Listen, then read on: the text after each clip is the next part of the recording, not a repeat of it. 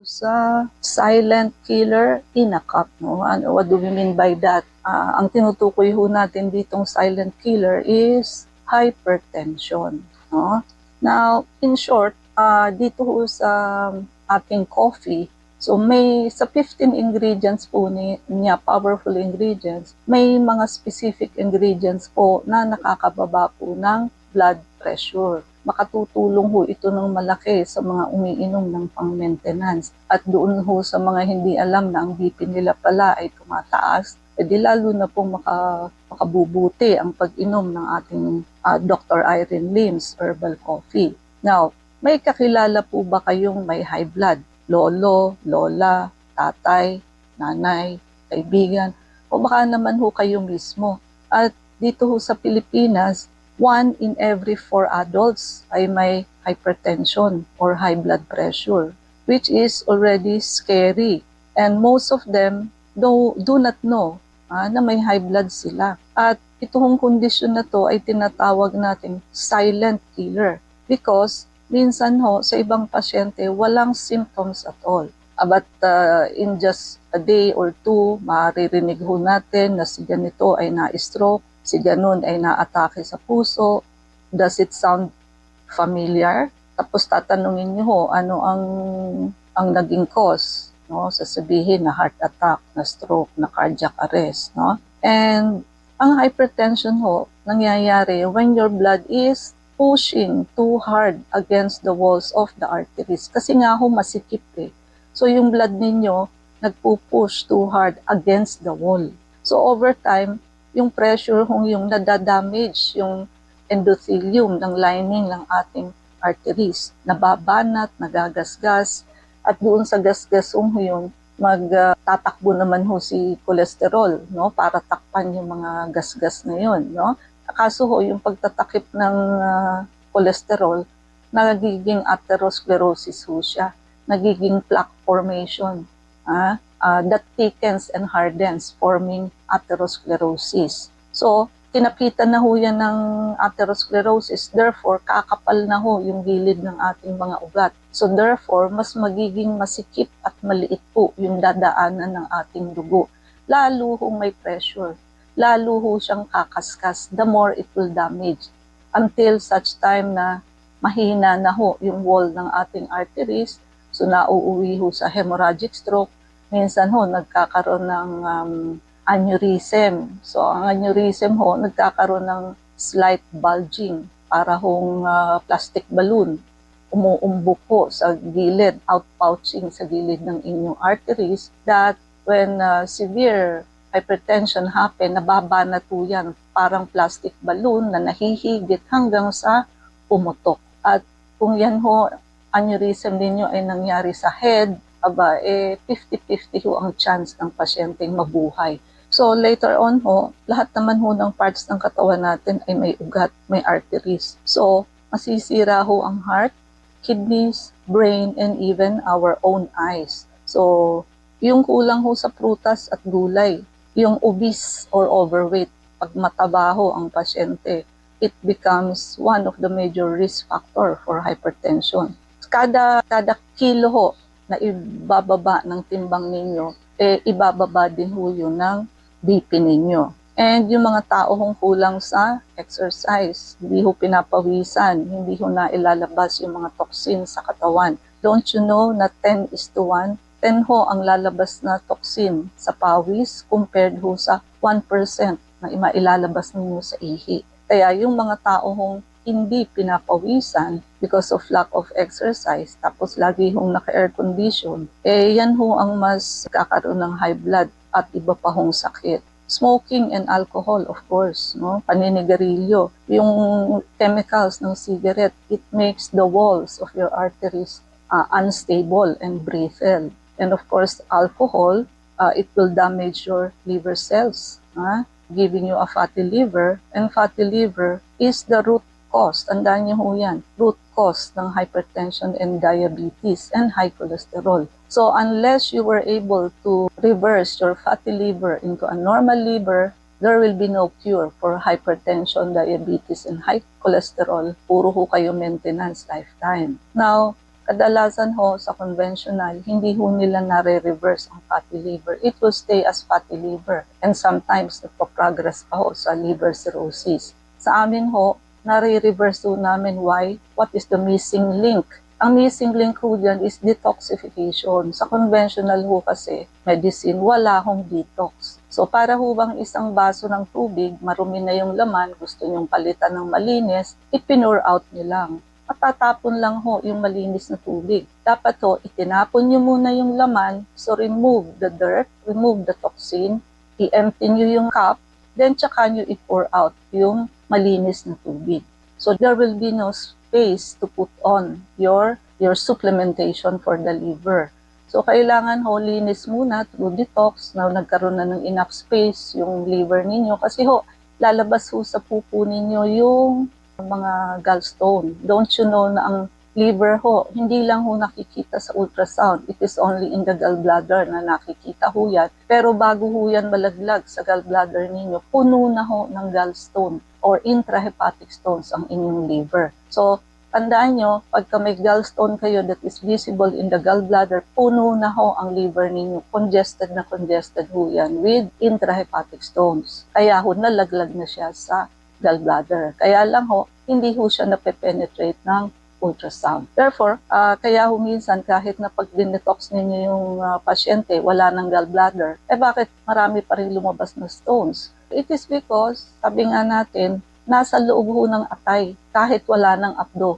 Yun ho yung lumabas sa detox. That is a proof that even if walang gallbladder ang pasyente, ang liver ho is congested with gallstone. Na naipon ho natin yan through pagkain ng mga fatty foods, oily foods every day, and also pagpapalipas po ng gutom. Sasabihin ho ng iba, hindi naman ako kumakain ng taba, bakit ako nagka-gallstone? Well, hindi ka nga kumakain ng may taba, but panay naman ang palipas mo ng gutom. Hindi ka nag-breakfast, ang lunch mo 3 p.m. na, yung ganon.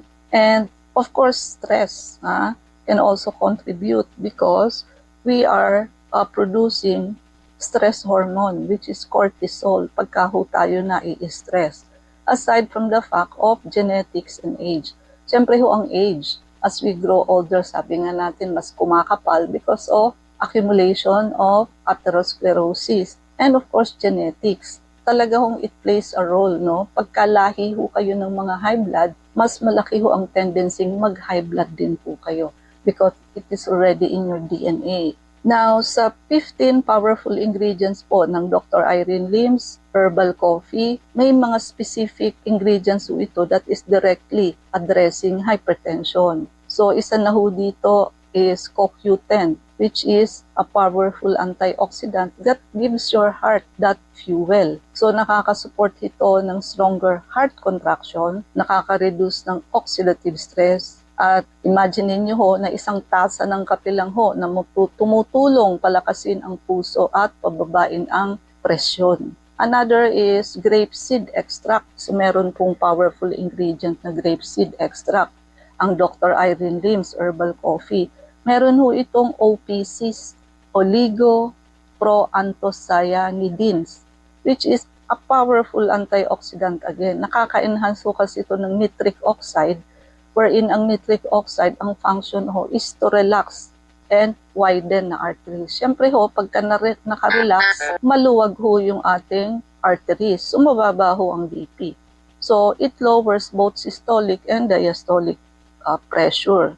Hindi niyo ho kailangan bumili ng supplement kasi andito na ho ang ating Dr. Irene Lim's Herbal Coffee. At green tea, meron din pong powerful green tea ang ating kape. At ang katikinso, meron ho niyan ang green tea, nakaka-support ho yan sa arterial function. Artery means ugat.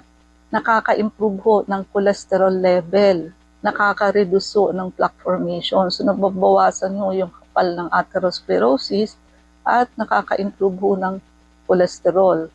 Meron ho siyang mild BP lowering effect na na-observe ng mga long-term user. Sa alip ho na instant na matamis na kape ang iinumin ninyo, bakit hindi ho green tea based coffee tulad ho ng ating Dr. Irene Lim's Herbal Coffee. And meron din ho itong moringa. which is malunggay, yung atin hong local super leaf. Ito ho ay merong isothiocyanates na nakatutulong ho magbaba na rin ng BP. Mataas ho kasi ito sa potassium, kaya mababalansin niya ho yung excess sodium. And aside from that, very rich in calcium and magnesium, which is vital for heart muscle contraction. So, hindi lang ho pampagatas ng nanay, pambaba din ho ng high blood pressure ang malunggay. And turmeric, which is merong curcumin, inflammation fighter. Ang inflamed blood vessel ho makes the heart work harder.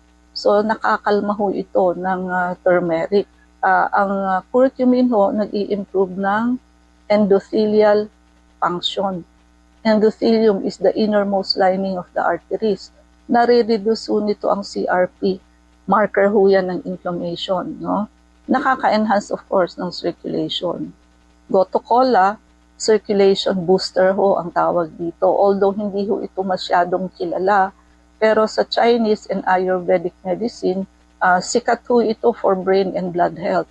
Nakaka-strengthen ho kasi ito ng veins and capillaries. Nakaka-enhance ng blood flow. Nakaka-support ho ito ng memory. Isa ho sa pinakamaganda, hindi ho ito gumamit ng asukal. Stevia ho ang ginamit na safe sweetener. Some studies suggest na meron siyang mild anti-hypertensive effect, wala hong calories, no insulin spike. So instead ho of sugar na nakatataas ng BP, we use stevia, which is natural and zero glycemic index. Yung iba pa hong laman ng ating Dr. Irene Lim's herbal coffee, may indirect effect din ho ito sa hypertension, which is L-carnitine. Nakatutulong ho mag-burn ng fat, less fat, syempre lower BP, Ganoderma or reishi mushroom. Nakakalm ho ang nervous system, syempre nakaka-reduce ng stress. And Garcinia cambogia helps manage weight management, indirectly helping BP. Pag pumapayat ho kayo, bababa ang BP nyo. But as you gain weight, pataas din ho ang BP nyo.